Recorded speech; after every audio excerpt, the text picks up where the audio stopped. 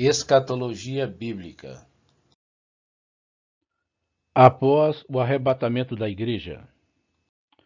O arrebatamento da igreja é o primeiro de uma série de eventos registrados nas Sagradas Escrituras, até que o reino de Cristo seja pleno e definitivamente estabelecido. Veremos que a apostasia, o espírito da rebeldia contra Deus, a anarquia, o avanço da feitiçaria e o indiferentismo espiritual tomarão proporções assombrosas e irão predominar na terra nos tempos posteriores ao arrebatamento. Assim como Deus preparou tudo para a vinda do seu Filho ao mundo, Satanás também se prepara, arquitetando o cenário para que um reino de trevas do chamado o Anticristo, conforme está registrado em 2 Tessalonicenses capítulo 2, versículo 3, 1 João 2, 18, 1 João 4, 3 e 2 João capítulo 1, versículo 7, o que veremos mais à frente. Também após o arrebatamento da igreja, seguir-se-á conforme vaticinado no capítulo 2 do livro de Daniel, reiterado em Apocalipse, a formação de uma confederação das nações aos moldes do derrocado Império Romano, como única forma e expressão do domínio gentílico mundial. O poderio bélico será potencializado em todo o mundo no decorrer dos tempos chamados pós-arrebatamento, conforme já foi profetizado nos capítulos 38 e 39 do livro de Ezequiel e no capítulo 2 do livro de Joel. A considerar também que Israel será invadida por Gog, que é referida pelos profetas como a nação do norte. E nesta ocasião, a intervenção divina ela exterminará este invasor e seus aliados, ou satélites, no próprio território de Israel. Como resultado deste livramento miraculoso, os judeus e as nações da terra, todos, reconhecerão que um Deus governa o universo. Isso irá suscitar a conversão de judeus em massa e também do derramamento do Espírito Santo. Embora não se veja hoje o despertamento espiritual em Israel, a Bíblia ela nos revela que primeiro haverá esse despertamento político nacional e só depois o despertamento espiritual predito nos capítulos 37 do profeta Ezequiel. Vamos falar dos adventos subsequentes ao arrebatamento da Igreja de Cristo, como a apostasia, o indiferentismo espiritual. Vamos falar da predominância de uma confederação de nações e da destruição da chamada Nação do Norte e de seus satélites, e a conversão maciça de judeus ao Senhor. A apostasia total e o indiferentismo espiritual. A apostasia e o indiferentismo espiritual, bem como o espírito de desobediência, a anarquia e a escalada galopante da feitiçaria fazem parte do preparo final do mundo pelo diabo, para o reino do seu preposto, o Anticristo.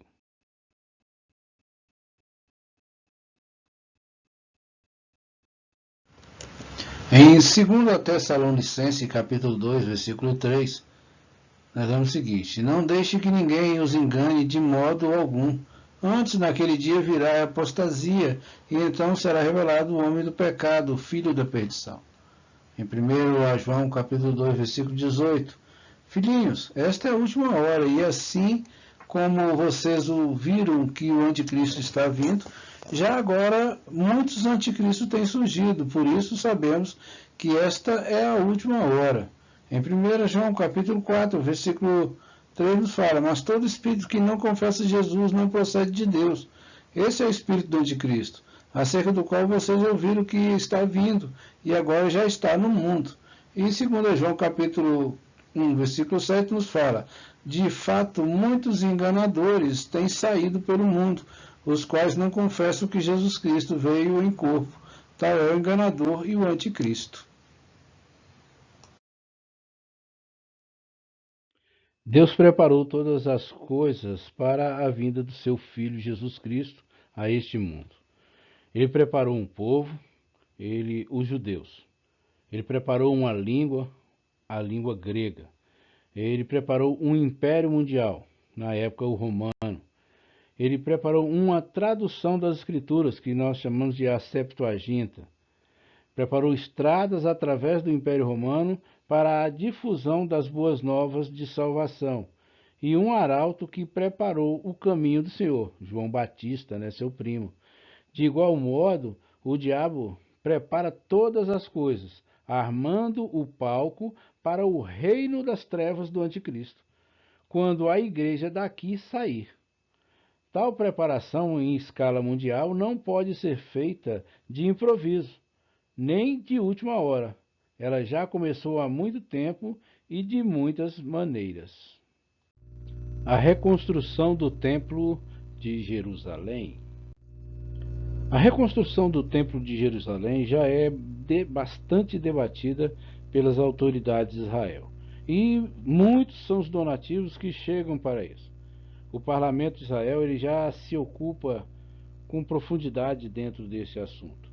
E tenho a dizer que essa reconstrução ela pode ser muito rápida, e isso nós podemos comprovar devido às moderníssimas técnicas que são empregadas no ramo da construção. Quando da guerra de 1967, Israel retornou à parte antiga de Jerusalém, que encerra o remanescente das muralhas do templo. Um idoso historiador judeu, citado pela revista Time, disse: agora chegamos ao mesmo ponto em que Davi chegou quando conquistou Jerusalém. Da conquista de Jerusalém por Davi até o momento em que Salomão construiu o templo, houve apenas uma geração. Assim será também conosco. O tempo em consideração aqui é o da tribulação, ou seja, esse tempo que nós estamos falando é o tempo da tribulação. 2 Tessalonicenses capítulo 2, versículo 4, ele nos fala assim: este se opõe e se exalta acima de tudo o que se chama Deus ou é objeto de adoração, chegando até a sentar-se no santuário de Deus, proclamando que ele mesmo é Deus. Já em Mateus capítulo 24, 15, ele continua falando: assim, quando vocês virem o sacrilégio terrível do qual falou o profeta Daniel no lugar santo, quem lê, entenda. Amém? Então, o tempo da consideração aqui é o da tribulação, que será destruído naquele mesmos dias. O profeta Zacarias diz que a cidade será tomada. Em Apocalipse capítulo 11, versículo 1 e 2, ele nos fala o seguinte: deram-me um caniço semelhante a uma vara de medir e me disseram: vá e meça o templo de Deus e o altar, e conte os adoradores que lá estiverem. Exclua, porém, o pátio exterior, não o meça, pois ele foi dado aos gentios. Eles pisarão a cidade santa durante 42 meses, 3 anos e meio, segunda metade da tribulação, a grande tribulação, certo? Então, esse Apocalipse 11, versículo 1 e 12, ele também fala da destruição desse templo, né? A passagem em apreço fala de medição no sentido de destruição. E é também o caso de Salmo 60, versículo 6, e que nos fala o seguinte: do seu santuário Deus falou, no meu triunfo dividirei Siquém e repartirei o vale de Sucote. E em Lamentações capítulo 2, versículo 8, o Senhor está decidido a derrubar os muros da cidade de Sião. Esticou a trena e não poupou a sua mão destruidora. Ele fez com que os muros e as paredes se lamentassem, juntos eles desmoronaram. Então nós podemos ver que a destruição desse templo ela poderá ser causada também por terremoto, como os mencionados em Apocalipse capítulo 11, versículo 13 e capítulo 16, versículo 18 e 19. E ali eles falam a respeito da destruição por terremoto, que dividirá a cidade e os montes. Amém, amados?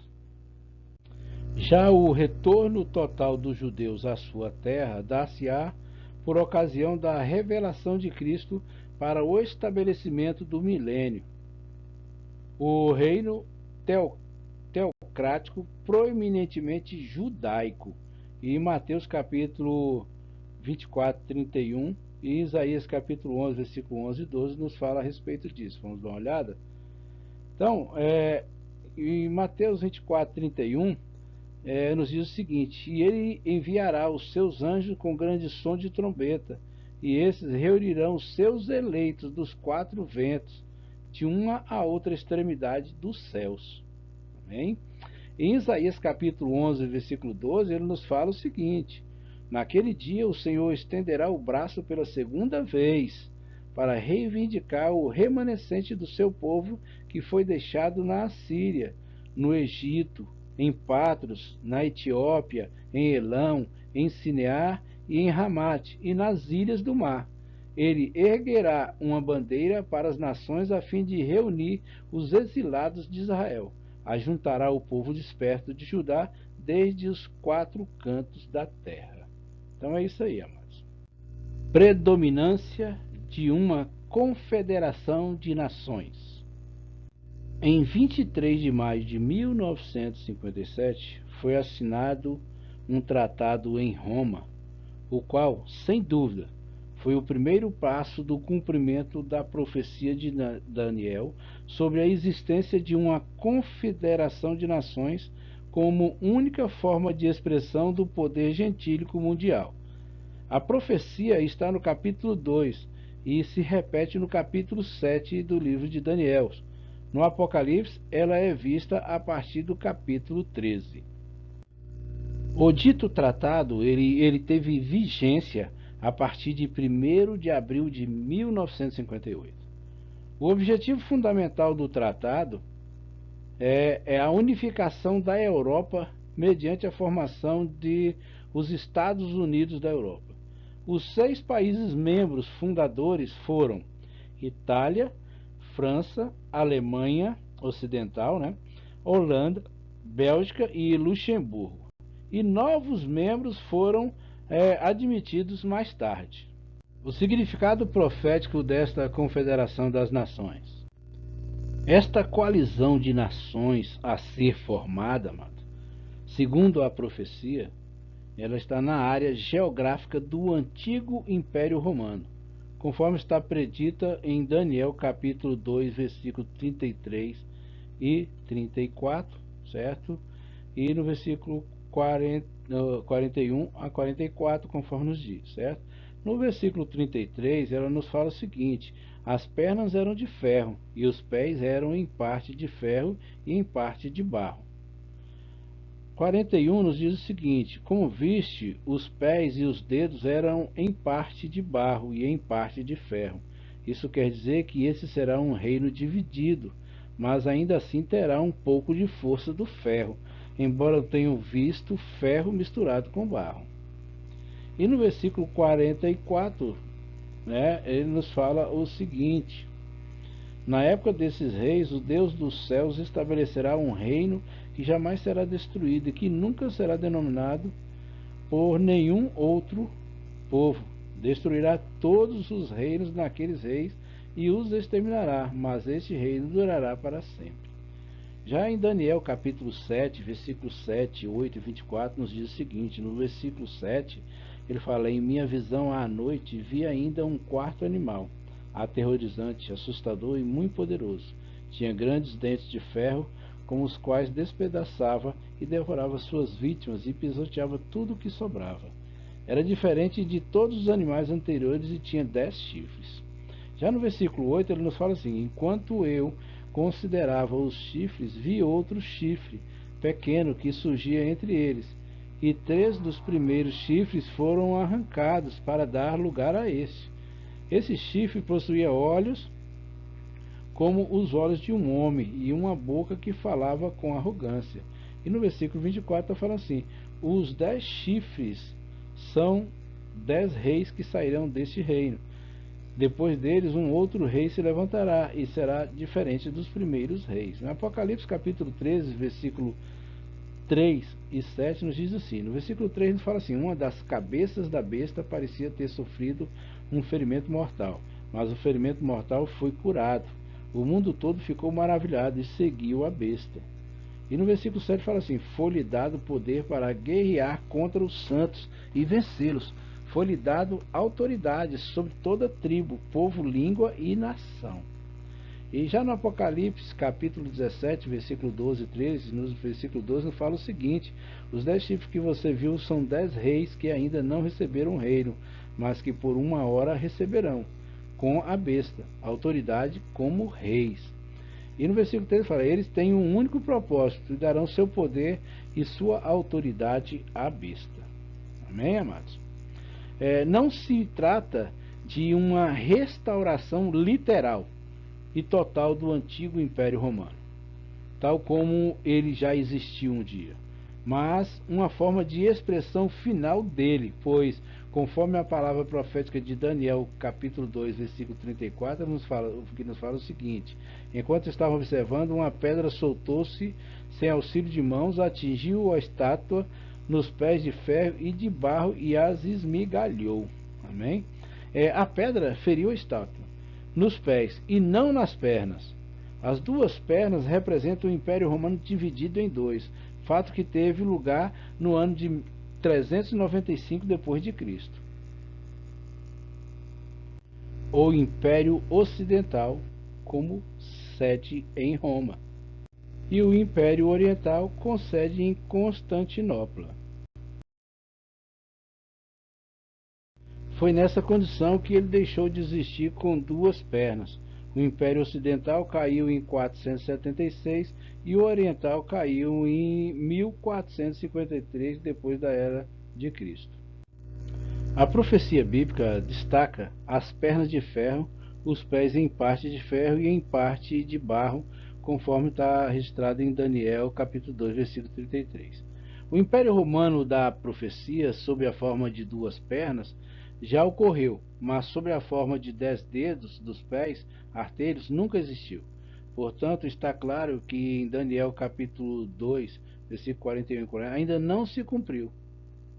Amém? Vamos dar uma olhada em Daniel. Daniel, capítulo 2, versículo 41 a 43, fala o seguinte: como viste, os pés e os dedos eram em parte de barro e em parte de ferro. Isso quer dizer que esse será um reino dividido, mas ainda assim terá um pouco de força do ferro, embora tenhas visto ferro misturado com barro. Assim como os dedos eram em parte de ferro e em parte de barro, também esse reino será em parte forte e em parte frágil. E como viste, o ferro está misturado com o barro. Isso significa que se farão alianças políticas por meio de casamentos, mas a união decorrente dessa aliança não se firmará, assim como o ferro não se mistura com o barro. Na época desses reis, Deus dos céus estabelecerá um reino que jamais será destruído e que nunca será dominado por nenhum outro povo, e destruirá todos os reinos daqueles reis e os exterminará, mas este reino durará para sempre. Mas veja que esse aí ainda não se cumpriu. Não é o caso dos versículos 32 a 40 de Daniel, certo? Que nos fala do capítulo 2 de Daniel, versículos 32 a 40, que nos fala: a cabeça da estátua era feita de ouro puro, o peito e o braço eram de prata, o ventre e os quadris eram de bronze, as pernas eram de ferro e os pés eram em parte de ferro e em parte de barro.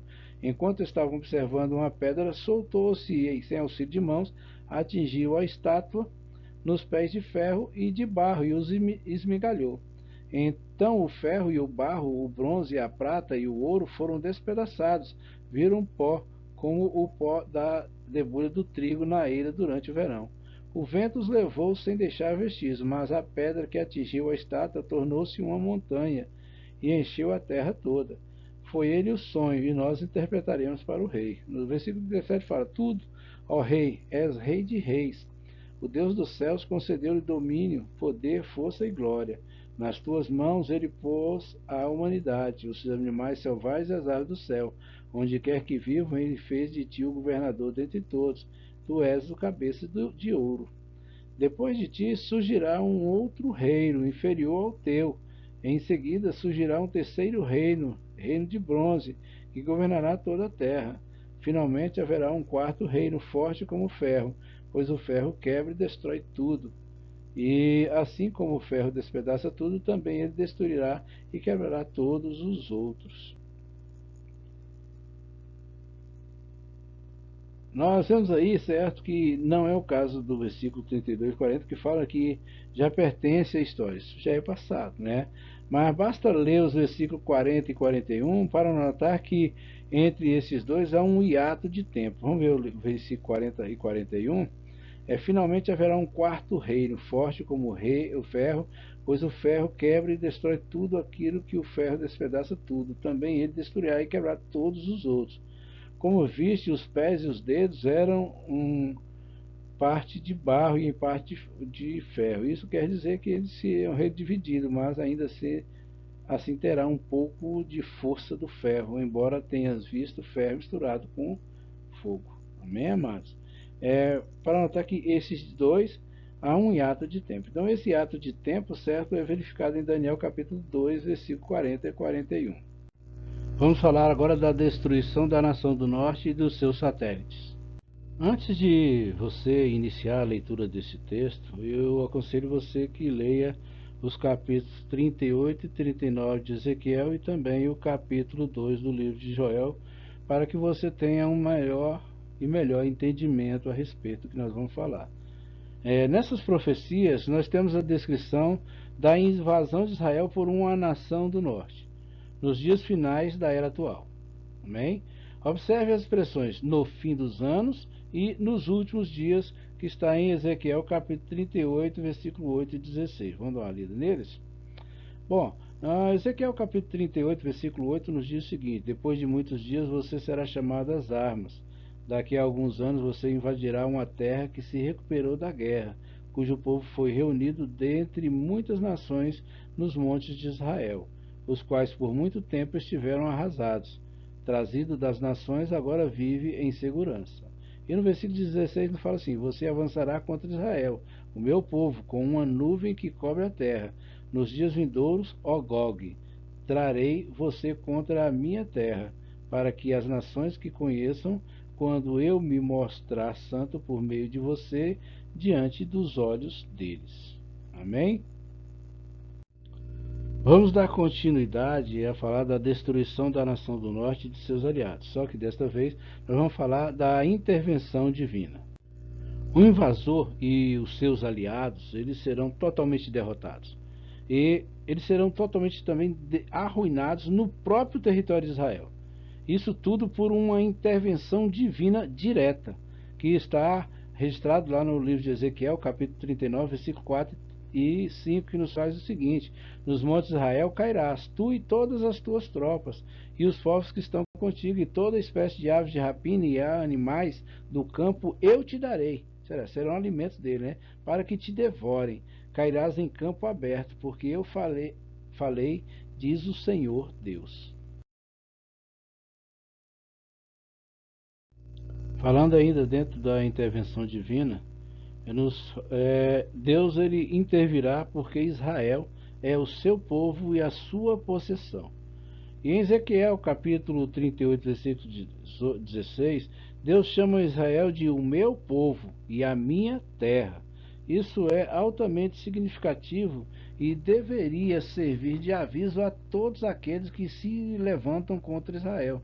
Deus afirmou a Abraão no passado, que está registrado em Gênesis capítulo 17, versículos 7 e 8. Estabelecerei a minha aliança entre mim e ti, e a tua descendência no decurso das suas gerações, alianças perpétuas, para ser o teu Deus e da tua descendência. Dar-te-ei a tua descendência a terra das tuas peregrinações, toda a terra de Canaã, em possessão perpétua, e serei o seu Deus. Essa nação de que trata as profecias mencionadas, ela deverá, na época dessa invasão que estamos falando, ser muito poderosa belicamente. Sabendo que a nação de Israel desde há muito é líder reconhecido em matéria de estratégia de ataque e de defesa, e nesses tempos Israel ele deverá estar muito mais consolidada e fortalecida como nação do que ela está atualmente, e certamente possuirá um território maior do que o atual, e em conformidade com o que está previsto em Ezequiel capítulo 38, versículo 8, que nos diz o seguinte: Depois de muitos dias vocês serão chamados às armas. Daqui a alguns anos você invadirá uma terra que se recuperou da guerra, cujo povo foi reunido dentre muitas nações nos montes de Israel, os quais por muito tempo estiveram arrasados. Trazidos das nações, agora vive em segurança. Amém? Alguns estudantes da Bíblia julgam ser Gog e Magog símbolos dos poderes do mal contra o povo de Deus nos últimos dias. Mas nesses capítulos de Ezequiel, capítulo 38 e 39, nós vemos tratar-se claramente de povos e nações reais. Também em Gênesis capítulo 10, versículo 2, onde temos o rol das nações troncos que originaram os demais povos, e também em 1 Coríntios capítulo 1, versículo 5, vemos que trata-se de povos reais e não simples símbolos do mal. Vamos dar uma conferida aqui em Gênesis capítulo 10, versículo 2. Em Gênesis 10, 2 nos fala o seguinte: estes foram os filhos de Jafé: Gomer, Magog, Mandai, Javã, Tubal, Meseque e Tiras. E em 1 Coríntios capítulo 1, versículo 5 fala assim: entreguem esses homens a Satanás, para que o corpo seja destruído e seu espírito seja salvo no dia do Senhor. O fato importante nesses dois capítulos de Ezequiel é que Deus assegura que estará ao lado de Israel e interferirá sobrenaturalmente, abatendo os inimigos do seu povo. Gog, o líder que intenta destruir Israel, juntamente com a colisão das nações sob sua liderança. Duas vezes Deus afirma na citada profecia: eu sou contra ti, ó Gog, príncipe e chefe de Meseque e Tubal. Vamos conferir isso em Ezequiel 38, 3 e 39, 1, que nos fala o seguinte. Ezequiel capítulo 38, versículo 3 nos fala o seguinte: diga, assim diz o soberano, o Senhor, estou com você, ó Gog, príncipe maior de Meseque e de Tubal. E no capítulo 39, versículo 1, nos fala o seguinte: filho do homem, profetize contra Gog e diga, assim diz o soberano Senhor, eu estou contra você, ó Gog, príncipe maior de Meseque e de Tubal. E aí, amados, é o que nós temos aí. São reais. São nações reais. Não são apenas símbolos do mal.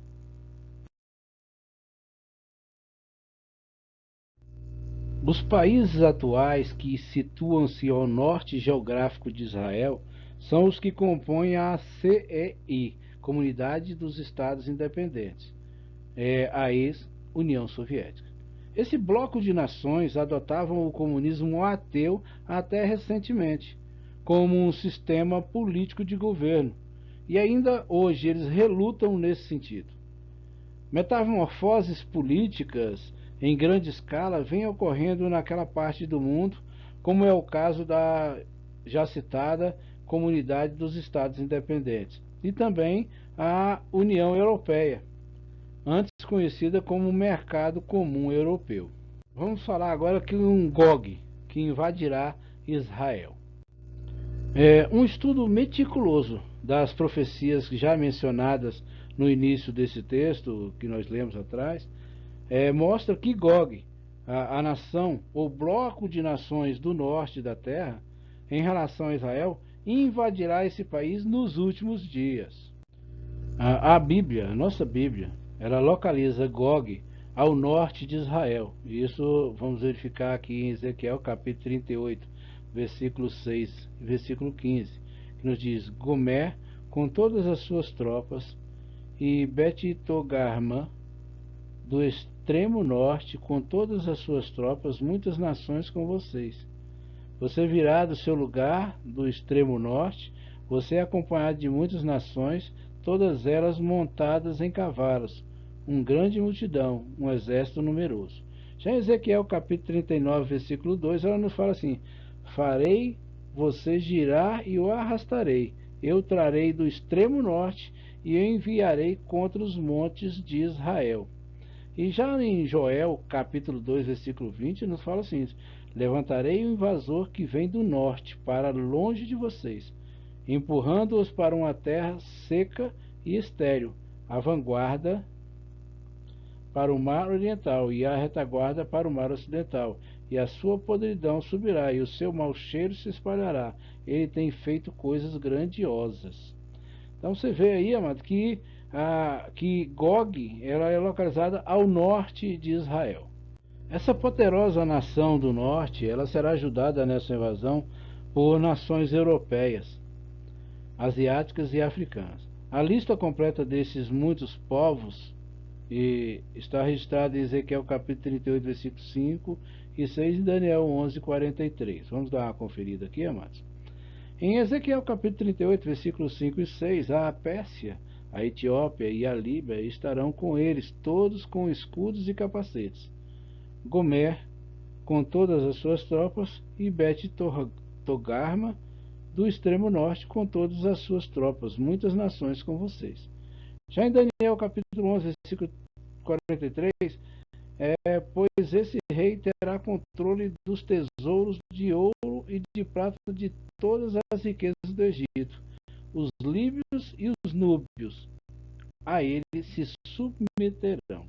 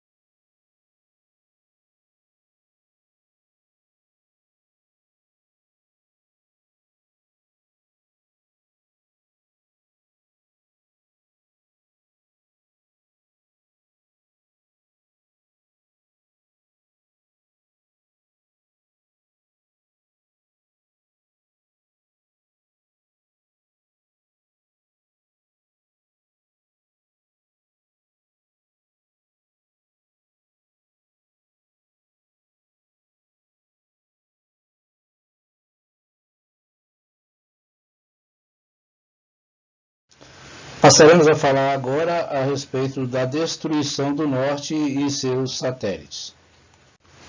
Pelo estudo dos capítulos 38 e 39 de Ezequiel, e também do capítulo 10 de Gênesis, todos nós podemos constatar que muitos nomes geográficos estão hoje modificados. E isso acontece devido à evolução das línguas e também dos problemas de tradução e transliteração. O estudo comparativo da etnologia antiga e moderna ela facilita a identificação dessas regiões. Gog, Magog, Meseque e Tubal, que consta no livro do profeta Ezequiel, capítulo 38, versículo 2 e 3, e no versículo 2, a tradução brasileira emprega a expressão príncipe de Ros, sendo Ros uma transliteração direta do hebraico que muitos pensam significar Rússia. E nesse contexto da profecia do profeta Ezequiel, as versões de Almeida, atualizada e corrigida da Bíblia, empregam a expressão príncipe e chefe. Gog. O próprio texto bíblico explica que se trata do governante de Meseque e Tubal, da terra de Magog. Gomer, Magog, Meseque e Tubal são regiões primitivas 38, ocupadas pelos citas e Tártaros, é uma cidade do extremo norte de Israel, e hoje correspondendo aqui nos comunidade de Gomer veio a ser a Germânia anos atrás. Atualmente a Alemanha. Declara que Togarma corresponde à região da Citas e Turquia. Joséfo, volume 1.6.1. Meseque converteu-se graficamente em Moscou ou Moskva, como se escreve em russo. Já Tubal é o moderno nome de Tobolsk, uma das principais cidades russas. Persas, etíopes e Put. Em Ezequiel capítulo 38, versículo 35, ele nos fala o seguinte: a Pérsia, a Etiópia e a Líbia estarão com eles, todos com escudos e capacetes. Ou seja, se reunirão com a nação do norte, certo? E a Pérsia tem atualmente o nome de Irã, adotado em 1935. Já em 1932, ela firmou um acordo com Moscou que, em caso de guerra, as forças da Rússia teriam permissão de cruzar seu território para atacar a Mesopotâmia. Segundo esta profecia de Ezequiel 38:5, o Irã tornar-se-ia comunista ou pró-comunista. A Etiópia atual é fácil localizar pelo seu outro nome, Abissínia. A Etiópia original ficava na bacia dos rios Tigre e Eufrates, conforme Gênesis 2:14. Em Gênesis 2:14 ele nos fala o seguinte: o terceiro que ocorre pelo lado leste da Assíria é o Tigre, e o quarto rio é o Eufrates. Daí, seus habitantes emigraram para a África e fundaram o extenso reino da Etiópia, no qual hoje a Abissínia é uma pequena fração. Etiópia é palavra grega, já em hebraico é Cush ou Cush. Os etíopes originaram muitos povos africanos. Put é a atual Líbia, vizinha do Egito. A Put primitiva era uma região muito mais extensa. Esses dois últimos povos, os líbios e os etíopes, eles são também mencionados na profecia de Daniel, capítulo 11, versículo 43. Ele nos fala o seguinte: pois esse rei terá o controle de tesouros de ouro e de prata de todas as riquezas do Egito. Os líbios e os núbios a ele se submeterão. Então ele está falando aqui, e todo esse assunto é pertinente ao assunto em pauta. A seguir, nós veremos os motivos da invasão de Israel por Gog. Os motivos da invasão de Israel por Gog serão principalmente dois: as riquezas, inclusive a do Mar Morto, que nós podemos ver que está aqui em Ezequiel capítulo 38, versículo 11 e 12, dê uma lida lá, e a posição estratégica que ele ocupa, que nos fala aqui em Ezequiel capítulo 5, versículo 5, que nos fala assim: assim diz o Senhor Deus, esta é Jerusalém, pus no meio das nações e terras que estão ao redor dela. Gog, ela será derrotada no próprio país de Israel. Em Ezequiel capítulo 39, versículo 4 e 5, ela nos afirma isso: nos montes de Israel você cairá, você e todas as suas tropas, e as nações que estiverem com você. Eu darei você como comida a todo tipo de ave que come carniça e aos animais do campo. Você cairá em campo aberto, pois eu falei palavras do soberano, o Senhor. Será uma sobrenatural intervenção divina. Ezequiel capítulo 38, versículo 19 e 20, ele nos fala o seguinte: em meu zelo e em meu grande furor declaro que naquela época haverá um grande terremoto em Israel. Os peixes do mar e as aves do céu, os animais do campo, toda a criatura que rasteja pelo chão e todas as pessoas da face da terra tremerão diante da minha presença. Os montes serão postos abaixo, os penhascos se desmoronarão e todos os muros cairão. Haverá também uma rebelião entre as próprias tropas que estão atacando. Eles mesmos irão se atacar entre eles.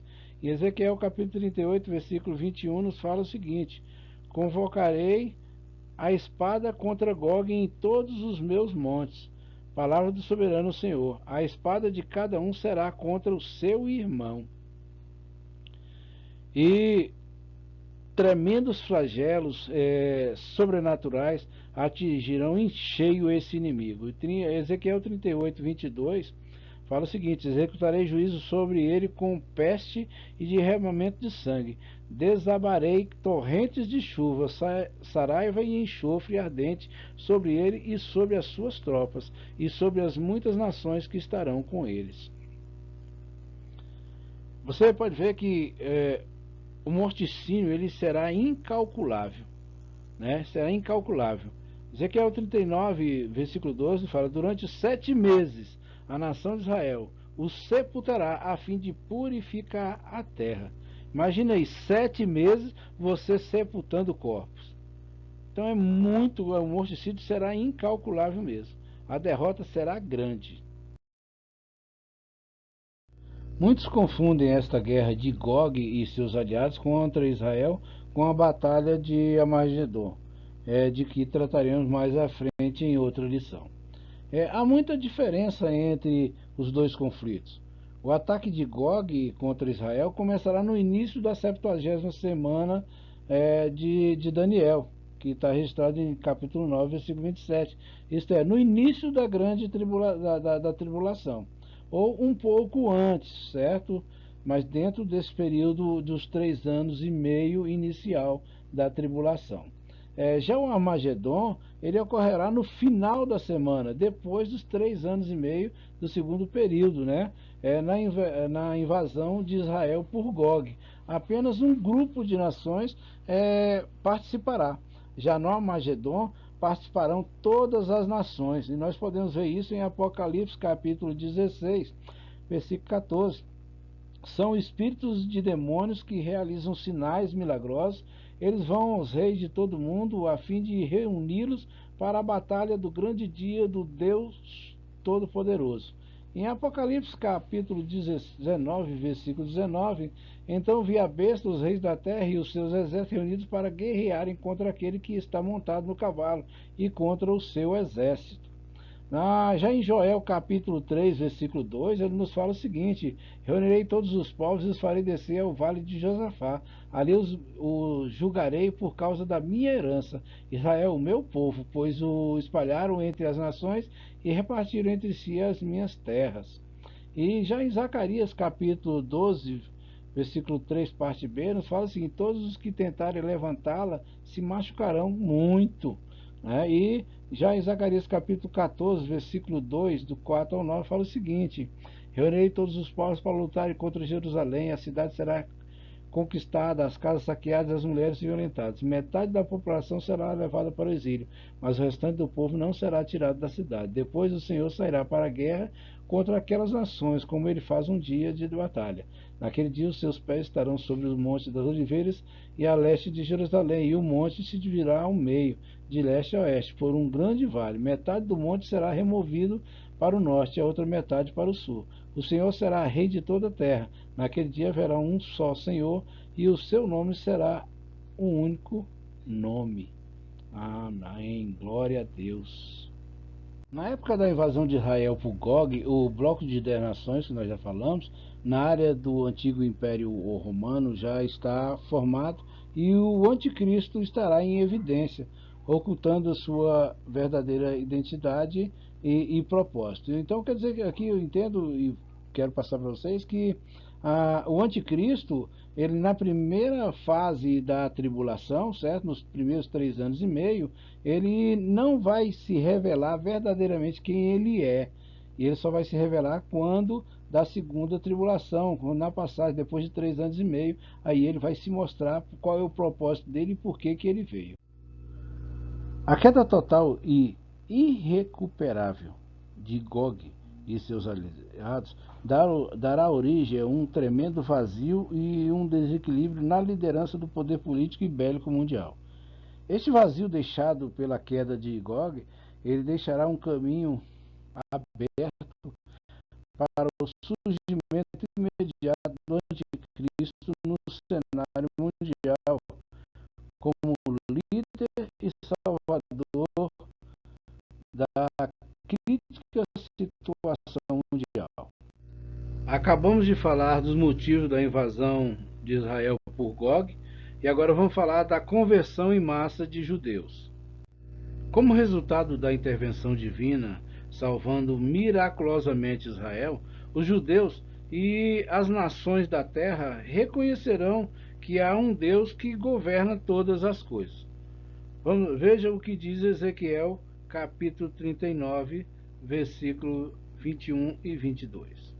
Manifestarei a minha glória entre as nações, e todas as nações verão o meu juízo, que eu tiver executado, e minha mão que sobre elas tiver descarregado. Desse dia em diante, Os da casa de Israel saberão que eu sou o Senhor, seu Deus. Ezequiel capítulo 39, versículos 21 e 22. Isso resultará na conversão de muitos judeus ao cristianismo. Deixarão o judaísmo e passarão a ser cristãos. E no derramamento do Espírito Santo, irão experimentar o derramamento do Espírito Santo de Deus. Falaremos agora a respeito do cumprimento parcial da promessa do Espírito Santo. No livro de Joel, capítulo 2, versículo 20, podemos constatar o Senhor destroçando o exército invasor que vem do norte. E no versículo 28 temos a promessa do derramamento do Espírito Santo sobre toda a carne. Vamos dar uma olhada aqui em Joel, capítulo 2, versículo 20. Nos fala o seguinte: levarei o invasor que vem do norte para longe de vocês, empurrando para uma terra seca e estéril, a vanguarda para o mar oriental e a retaguarda para o mar ocidental. E a sua podridão subirá, e o seu mau cheiro se espalhará. Ele tem feito coisas grandiosas. E essa promessa, ela cumpriu-se parcialmente no dia de Pentecostes, ou seja, derramado sobre a carne, né? Em Atos capítulo 2, versículo 16 e 17, ele nos fala o seguinte: ao contrário, isto é o que foi predito pelo profeta Joel. Nos últimos dias, diz Deus, derramarei do meu espírito sobre todos os povos. Os seus filhos e as suas filhas profetizarão. Os jovens terão visões e os velhos terão sonhos. Por que dizemos parcialmente? Por duas razões. Vamos dar uma lida primeiro em Joel capítulo 2, versículo 28. Joel capítulo 2, versículo 28, ele nos fala o seguinte: e depois disso derramarei do meu espírito sobre todos os povos. Os seus filhos e suas filhas profetizarão, os velhos terão sonhos, os jovens terão visões. Joel capítulo 2, versículo 28, fala do derramar o Espírito, o que significa um derramamento pleno. Já em Atos capítulo 2, 17, nós temos que conferir isso, nos últimos dias disse Deus, derramarei do meu Espírito sobre todos os povos. Os seus filhos e as suas filhas prosperarão, os jovens terão visões e velhos terão sonhos. Nós podemos ver aqui que a palavra fala de derramar do Espírito, o que significa um derramamento parcial. São pequenas palavras que alteram grandemente o sentido habitual e imediato das coisas. Segundo, no dia de Pentecostes e desde então, não se cumpriram os sinais preditos em Joel capítulo 2, versículo 30 e 31, que nos diz: mostrarei maravilhas no céu e na terra, sangue, fogo e nuvens de fumaça. O sol se tornará em trevas e a lua em sangue, antes que venha o grande e terrível dia do Senhor. Então isso não se cumpriu ainda. Amém? E os quais ocorrerão somente durante a grande tribulação. Então, que a lua vai se tornar em sangue, cor de sangue, isso é para o tempo da grande tribulação, certo?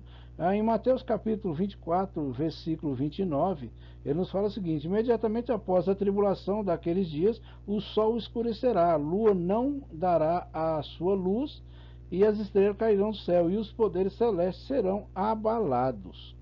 Já em Apocalipse capítulo 6, versículo 12 ao 14, nos fala o seguinte: observei quando ele abriu o sexto selo, houve um grande terremoto. O sol ficou escuro como um tecido de crina negra. Toda a lua tornou-se vermelha como sangue. E as estrelas do céu caíram sobre a terra, como figos verdes caem da figueira quando sacudidos por um vento forte.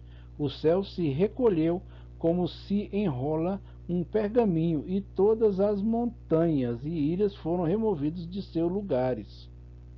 Já em Atos capítulo 2, versículo 19 e 20, fala o seguinte: mostrarei maravilhas em cima do céu e sinais embaixo na terra, sangue, fogo e nuvens de fumaça. O sol se tornará em trevas e a lua em sangue, antes que venha o grande e glorioso dia do Senhor. Nós podemos ver aqui, amados, certo? Que haverá, portanto, um grande despertamento espiritual entre os judeus, resultando em muitas conversões. Nós podemos ver isso em Joel, capítulo 2, versículo 31 e 32, que fala assim: o sol se tornará em trevas e a lua em sangue, antes que venha o grande e terrível dia do Senhor. E todo aquele que invocar o nome do Senhor será salvo, pois conforme prometeu o Senhor, no monte Sião e em Jerusalém haverá livramento para os sobreviventes, para aqueles a quem o Senhor chamar. Atentando para que a conjunção e ligando um versículo ao outro, nós teremos esse entendimento. Vamos ler novamente o que está em Mateus capítulo 24, 29. Ele fala o seguinte: que o sol se converterá em trevas e a lua em sangue, antes que venha o grande e terrível dia do Senhor. E acontecerá que todo aquele que invocar o nome do Senhor será salvo. Porque no monte Sião e em Jerusalém estarão os que forem salvos com o Senhor, conforme ele prometeu. E entre os sobreviventes, aqueles que o Senhor chamar. E diz ainda o seguinte, em Atos capítulo 2, versículos 17 e 20. Então sereis atribulados e vos matarão, sereis odiados de todas as nações, por causa do meu nome. Essa última referência é muitas vezes aplicada à igreja, quando na verdade trata-se de Israel, nesse tempo e daí para frente. O derramamento do Espírito Santo, que teve início entre os judeus no dia de Pentecoste, foi interrompido, mas terá então pleno cumprimento e procederá da fala, o dia do Senhor. Amém, amados? É isso que nós estamos aqui estudando e é nisso que nós acreditamos. Vamos falar agora a respeito dos 144 mil judeus salvos durante a grande tribulação. 12 mil judeus de cada tribo de Israel, que são 12, totalizando 144 mil. Nós estamos falando aqui que esta obra ela começará nesse tempo, ou seja, no tempo da grande tribulação. Nesse tempo serão selados por anjos de Deus. Esse selo ele refere-se ao que está descrito em Apocalipse 14, 1, certo? Que nos fala o seguinte: então olhei e diante de mim estava o Cordeiro em pé sobre o monte Sião e com ele 144 mil que traziam escrito na testa o nome dele e o nome de seu pai. Isto é, esses 144 mil, eles são representantes das tribos de Israel. Certamente dentre eles sairão os missionários que levarão a palavra de Deus ao mundo, conforme afirma a profecia em Isaías capítulo 66, versículo 19, que nos afirma o seguinte: estabelecerei um sinal entre elas e enviarei alguns dos sobreviventes às nações, a Tarsis, aos líbios e aos lídios, famosos flecheiros, a Tubal, a Grécia e as ilhas distantes, que não ouviram falar de mim e não viram a minha glória. Eles proclamarão a minha glória entre as nações. Farão como fazem os israelitas quando apresentam as suas ofertas de cereal, trazendo-as em vasos cerimoniosamente puros. Então, esses 144 mil, eles substituirão a igreja na obra de testemunhar a respeito do Senhor. Mas, por enquanto, amado, essa obra de dar testemunho de Cristo é seu. É você que é a igreja. Amém?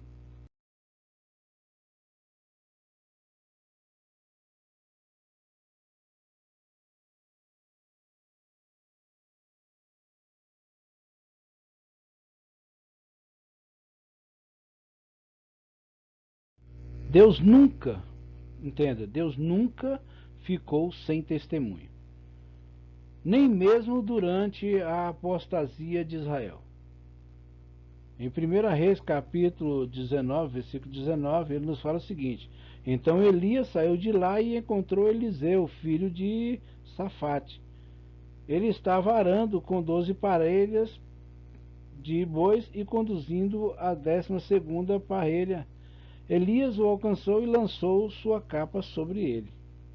Já em Romanos capítulo 11, versículo 5, nos fala assim: hoje também há um remanescente escolhido pela graça.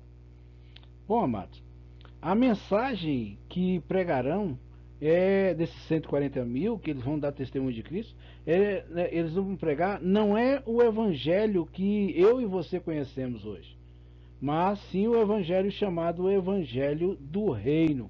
E em Mateus capítulo 24, versículo 14, ele nos fala a respeito desse evangelho do reino. E fala assim: e este evangelho do reino será pregado em todo o mundo como testemunho a todas as nações, e então virá o fim. Né?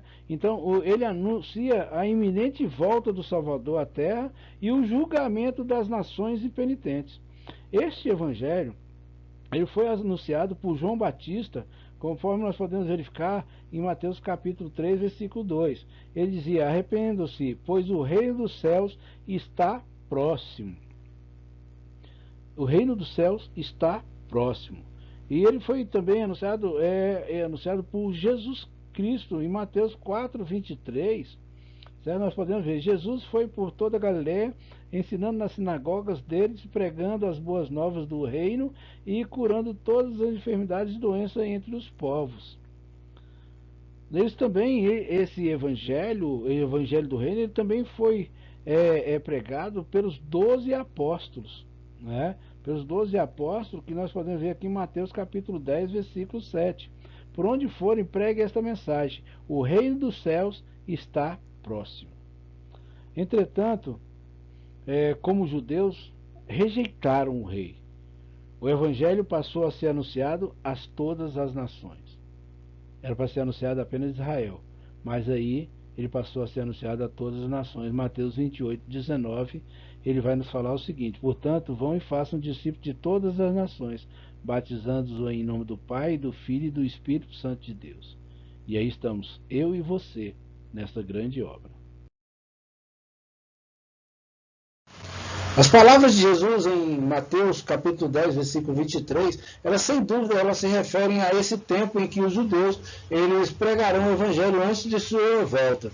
Então quer dizer que aqueles que forem salvos durante a tribulação, certo? Eles irão proclamar o evangelho do reino, certo? Antes de Jesus Cristo pisar na terra na segunda vinda, na segunda fase de sua vinda, certo? E os pormenores do contexto da passagem que nós estamos falando mostra tratar-se de eventos para o futuro, não é agora, é para o futuro, certo? Então mostra que é realmente na tribulação. E aqui ele nos fala assim, é o seguinte, Mateus 10, 23. Quando, porém, vos perseguirem numa cidade, fuge para outra, porque, na verdade, eu vos digo que não acabareis de percorrer as cidades de Israel até que venha o Filho do Homem. Certo? Então não vai tardar, eles não vão ter tanto tempo assim não. O resultado do testemunho dos judeus vê-se na grande multidão salva dentre todas as nações na época da grande tribulação.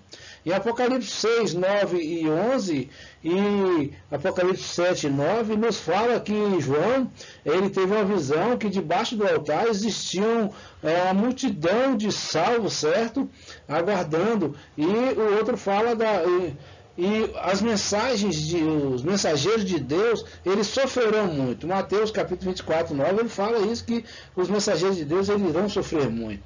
Né? E já Mateus capítulo 4, versículo 23, ele nos fala que o reino é constituído de ensino, pregação e milagres. E Jesus Cristo nos ensinou isso, fazendo isso, porque ele ensinava, ele pregava e ele fazia milagres. Certo? Então, logo, meus amados, haverá muitos milagres quando a volta de Cristo.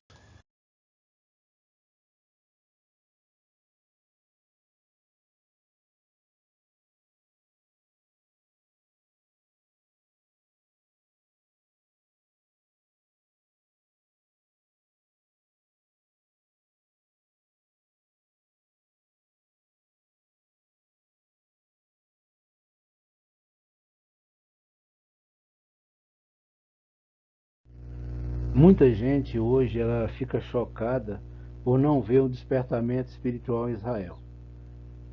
E a Bíblia ela revela que primeiro virá o despertamento nacional político. E isso está acontecendo perante os nossos olhos hoje.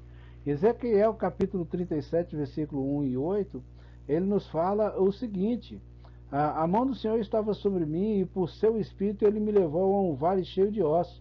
Ele me levou de um lado para o outro e pude ver que era enorme o número de ossos no vale e que os ossos estavam muito secos. Ele me perguntou: filho do homem, estes ossos poderão tornar a viver? Eu respondi: o soberano Senhor, só tu o sabes. Então ele me disse: profetize a esses ossos e diga-lhes: ossos secos, ouça a palavra do Senhor. Assim diz o soberano Senhor a estes ossos: farei um espírito entrar em vocês e vocês terão vida. Porei tendões em vocês e farei aparecer carne sobre vocês e os cobrirei com pele.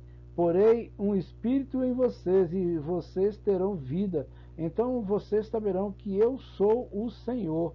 Eu profetizei conforme a ordem recebida. Enquanto precisava, houve um barulho, um som de chocar, e os ossos se juntaram, osso com osso. Olhei ao redor, os ossos foram cobertos de tendões e de carne, e depois de pele, mas não havia espíritos nele. Então, quer dizer, não havia um despertamento espiritual. Então, essa situação, ela já aconteceu nos dias de hoje, certo? Em 1945, com o fim da guerra, certo? E mais à frente, quando os judeus estavam ali naqueles campos de concentração, é uma visão, certo? De um povo destruído, de um povo que era carne e osso, certo? Era um monte de ossos ambulantes, certo? E ele, naquele momento em que acabou-se a guerra e que eles foram libertos, nós podemos ver essa Israel voltando em 1948, certo? 13 de maio de 1948, eles criando o Estado de Israel e o povo começando a voltar. Então, o despertamento nacional político, certo? Ele está acontecendo nos dias de hoje. Já e somente depois é que virá o despertamento espiritual. E Ezequiel capítulo 37, versículo 9 e 14, ele nos fala o seguinte: a seguir ele me disse: profetize ao Espírito, profetize, filho do homem, e diga: assim diz o soberano Senhor, venho desde os quatro ventos ao Espírito e sopre dentro destes mortos para que vivam. Profetizei conforme a ordem recebida, e o Espírito entrou neles. Eles receberam vida e se puseram em pé. Era um exército enorme. Então ele me disse: filho do homem, estes ossos são toda a nação de Israel. Ele disse: nossos ossos se secaram e nossas esperanças desvaneceu-se. Fomos exterminados. Por isso profetize e diga-lhes: assim diz o Senhor soberano, o Senhor seu Deus, o meu povo, vou abrir os seus túmulos e fazê-los sair. Trarei vocês de volta à terra de Israel. E quando eu abrir os seus túmulos e os fizer sair, você, meu povo, saberão que eu sou o Senhor. Porei o meu espírito em vocês e vocês viverão, e eu os estabelecerei em sua própria terra. Então vocês saberão que eu, o Senhor, falei e fiz a palavra do Senhor. Você pode verificar, amados, que isso é para o futuro, certo? É quando Israel irá reconhecer Cristo como Senhor e Salvador. E somente após isso é que ele pode ser cheio do Espírito Santo de Deus, aquele que Deus enviar, que Jesus Cristo enviar. Amém?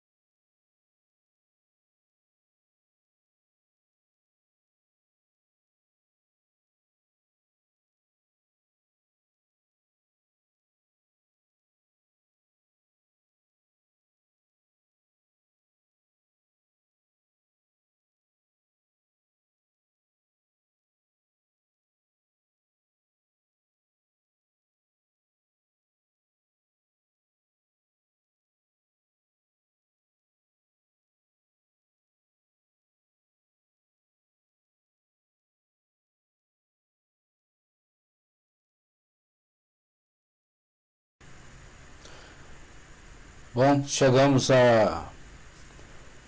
ao término da terceira lição. e nós temos mais 7 lições pela frente.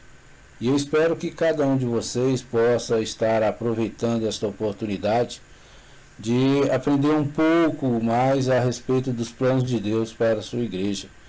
É tempo de você meditar, é tempo de você se debruçar na palavra de Deus e buscar esse entendimento. Nós teremos mais 7 vídeos à frente e eu espero que você tenha todo o aproveitamento possível. Então até o próximo, que Deus abençoe a todos.